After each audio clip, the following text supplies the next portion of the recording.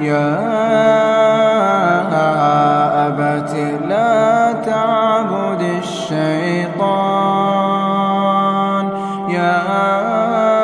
أبت لا تعبد الشيطان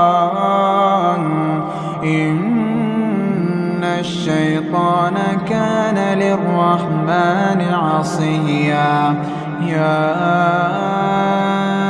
أبت إني أخاف أن يمسك عذاب من الرحمن فتكون للشيطان وليا قال أراغب أنت عن آلهتي يا إبراهيم لئن لم تنته لأرجمنك واهجرني مليا